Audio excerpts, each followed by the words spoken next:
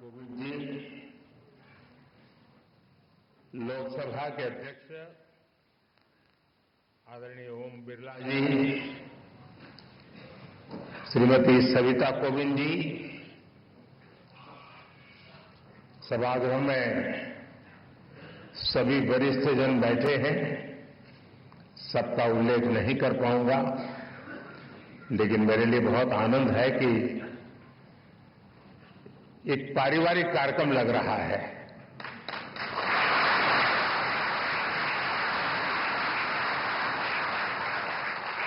भाइयों बहनों, आज हमें श्री रामनाथ कोविंद जी की आत्मकथा के विमोचन का अवसर मिला है। मुझे खुशी है कि मुझे भी इस कार्यक्रम का हिस्सा बनने का सौभाग्य मिला है।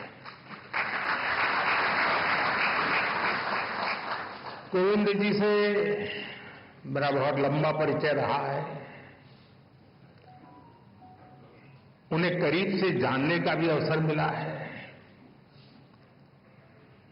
और राष्ट्रपति के रूप में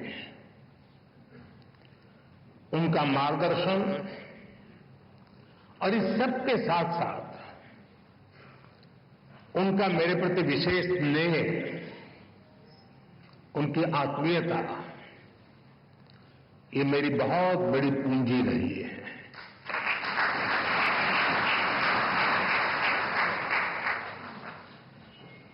मैंने उनके जीवन को जितना समझा है, उनकी कार्यक्षमताओं को जितना जाना है, मैं पूरे विश्वास से कह सकता हूं कि श्री रामनाथ कोविंद जी की ऑटोबायोग्राफी अपने आप में भारतीय लोकतंत्र और भारतीय समाज के लिए एक धरोहर बनेगी।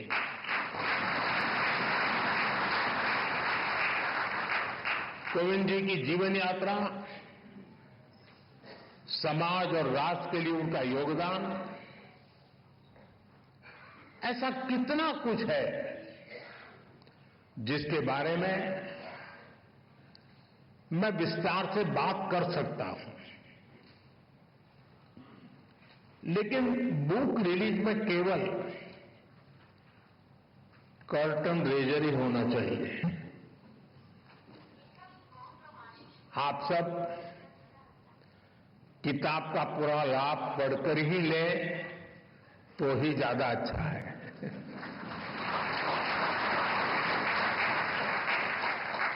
साथियों, कोविंद जी की जीवन यात्रा को आप उनके शब्दों में जानें, उनकी लेखनी को, उनके अनुभवों को देश की नई पीढ़ी पढ़े। इससे हर किसी को काफी कुछ सीखने को मिलेगा। मैं रामनाथ कोविंद जी को इस आत्मकथा के लिए बहुत बहुत बधाई देता हूं। साथियों, कोविंद जी ने अपनी इस पुस्तक को बहुत ही सटीक नाम दिया है, Triumph of the Indian Republic, my life my struggles. कहने का भाव ये कि जीवन और जीवन के संघर्ष उनके व्यक्तिगत है, लेकिन उन संघर्षों के परिणाम स्वरूप मिली जीत भारत के गणतंत्र की है, भारत के लोकतंत्र की है। साथियों, हम सब अक्सर अनुभव करते हैं कि इंसान का एक स्वभाव होता है, लोग अपनी सफलता का श्रेय खुद को देते हैं और जीवन की मुश्किलों के लिए, कठिनाइयों के लिए समाज को जिम्मेदार ठहराते हैं।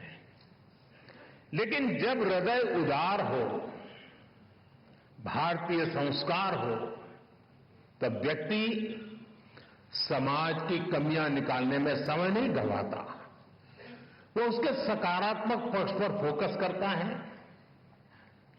वो अपनी सफलता में समाज को बराबर का भागीदार मानता है। कोविंद जी की आत्मकथा और उसका शीर्षक इसके उदाहरण है। आप उनका जीवन देखिए। एक बेहद सामान्य परिवार में कानपुर देहात में उनका जन्म हुआ।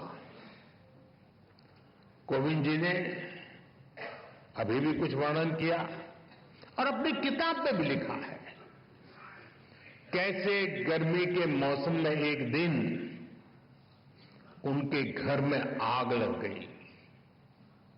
उनकी मां अपनी चिंता छोड़कर घर की चीजों को बचा रही थी। आखिर एक सामान्य परिवार में मां के लिए एक एक चीज बच्चों के पालन पोषण का जरिया होती है। उसी कोशिश में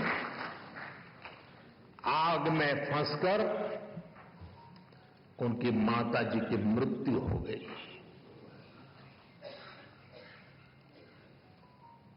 आप कल्पना कर सकते हैं, छोटी सी उम्र में मैं इस तरह की घटना,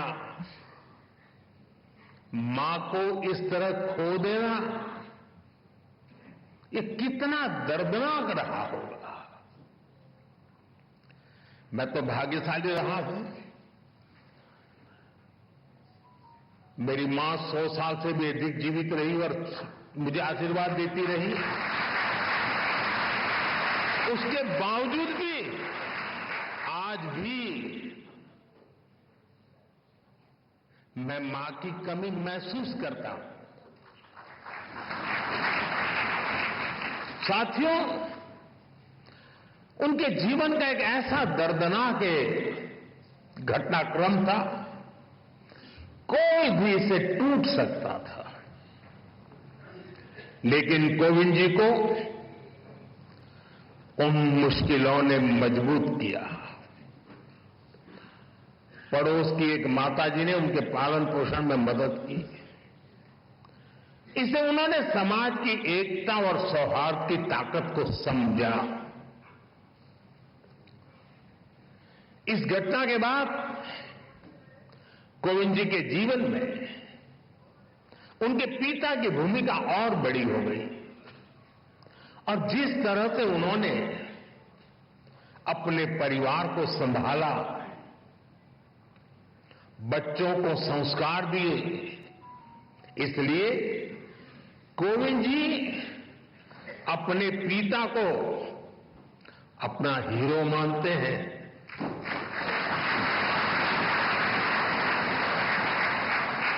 साथियों, बचपन के इन संघर्षों के बीच कोविंद जी ने शिक्षा को अपने सामर्थ्य को बढ़ाने का मार्ग बनाया। उन्होंने मेहनत की। उन्होंने संसाधनों की कमी को कमजोर नहीं बनने दिया और एक ऐसे मुकाम तक पहुंचे जिसकी कल्पना भी तब लोगों ने नहीं की होगी। वो भारत जैसे विशाल देश के राष्ट्रपति बने। साथियों, इतने बड़े पद पर पहुंचने के बाद भी कोविंद जी का विनम्र व्यक्तित्व, उनकी सादगी ऐसे ही कायम रही। मुझे याद है, प्रधानमंत्री के तौर पर मैं राष्ट्रपति भवन में उनसे मिलने जाता था। प्रोटोकॉल के हिसाब से जो बातें नहीं हो सकती हैं, वो बातें वो करते थे। वो प्रधानमंत्री को छोड़ने के लिए गाड़ी के दरवाजे तक आते थे।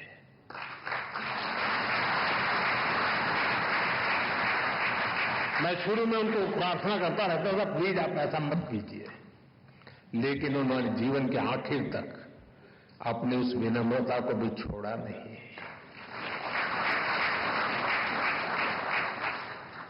राष्ट्रपति बनने के बाद जब अपने गांव परौंठ गए तो उन्होंने वहां अपने गुरुओं के पैर छूकर उन्हें प्रणाम किया। गांव की मिट्टी को नमन करके उन्होंने गांव के सामान्य लोगों का धन्यवाद किया। पूरे देश ने वो भावुक दृश्य देखा था। उनके इस आचरण में दुनिया के सामने भारत के संस्कारों की ऐसी तस्वीर सामने रखी जिस पर हर भारतवासी गर्व करता है। साथियों, गुलामी के सैकड़ों साल में हमारे देश ने आर्थिक और सामाजिक रूप से बहुत कुछ खोया था। हमारे पूर्वजों ने सदियों तक संघर्ष किया। महात्मा गांधी, बाबा साहब आंबेडकर, ज्योतिबा फुले, सावित्रीबाई फुले, ऐसी कितनी ही महान विभूतियों ने भारत के नवनिर्माण का सपना देखा था। एक ऐसा भारत जहां गरीब से गरीब, वंचित से वंचित को शिखर तक पहुंचने का अवसर मिल सके। कोविंद जी जैसे व्यक्तित्वों ने अपने श्रम और काबिलियत से केवल खुद का जीवन ही बदला इतना नहीं है, उन्होंने सदियों के उन स्वप्न को, उस विजन को भी साकार करने में अपनी अहम भूमिका निभाई है।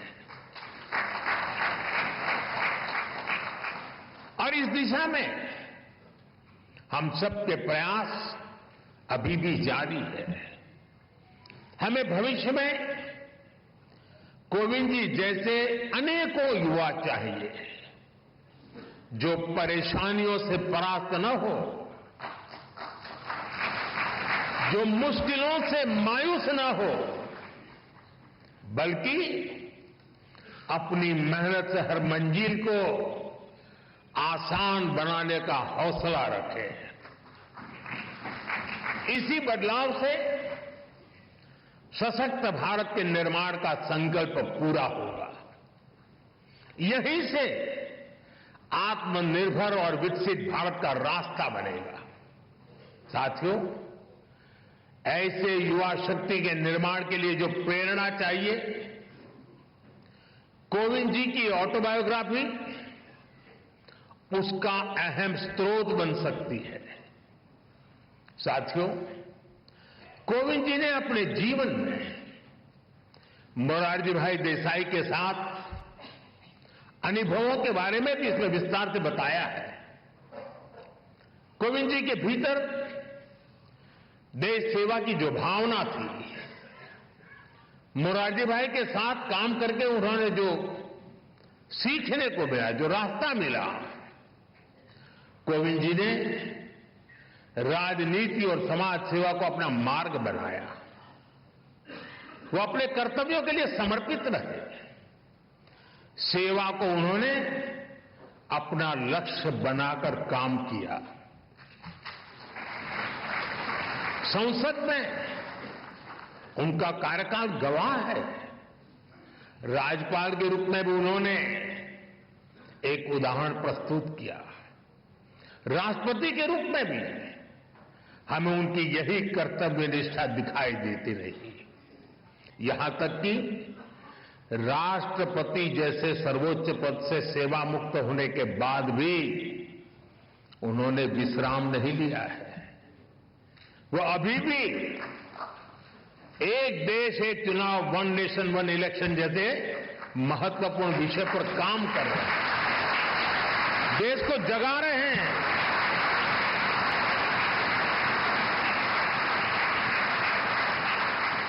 ये एक ऐसा विषय है जिसका समाधान देश के लोकतंत्र का नया अध्याय शुरू कर सकता है।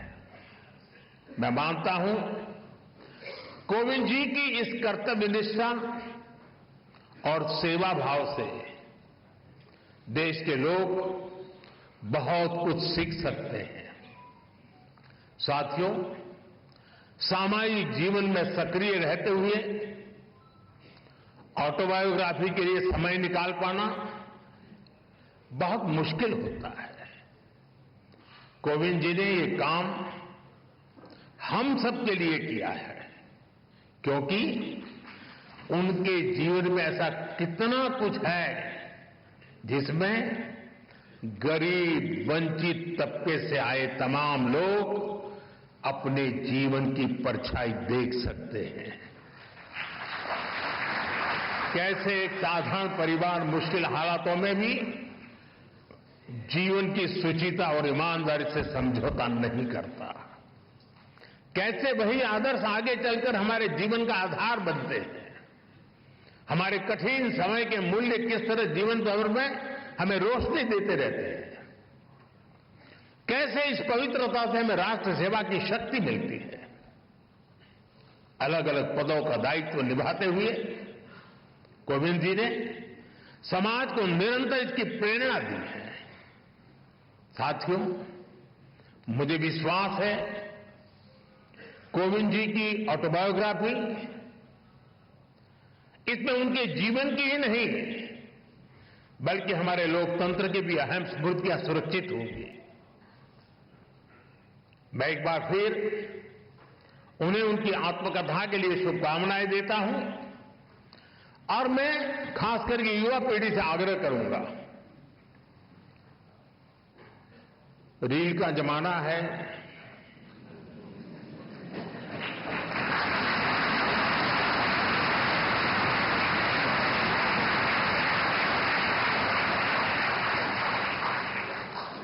सोशल मीडिया में इन्फ्लुएंसर आपको खींच के कहीं कहीं ले जाते हैं। इस शॉर्टकट के युग में भी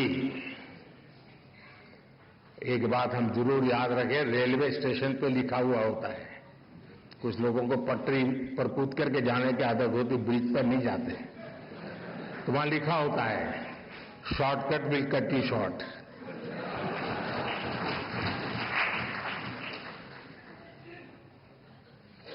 और अगर शॉर्टकट के रास्ते से भी कहीं बाहर निकलना है तो मैं नौजवानों को कहूंगा, आपको जिसका भी पसंद हो ऑटोबायोग्राफी जरूर पढ़ें।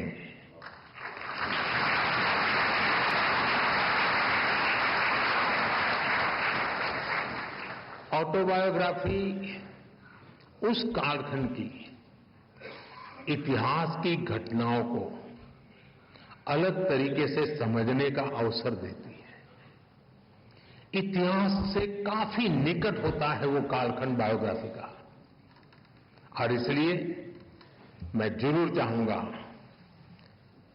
कि कोविंद जी की जो मेहनत है वो आने वाली पीढ़ियों को काम आए, युवा पीढ़ी को विशेष रूप से काम आए। बहुत बहुत शुभकामनाएं, बहुत बहुत धन्यवाद।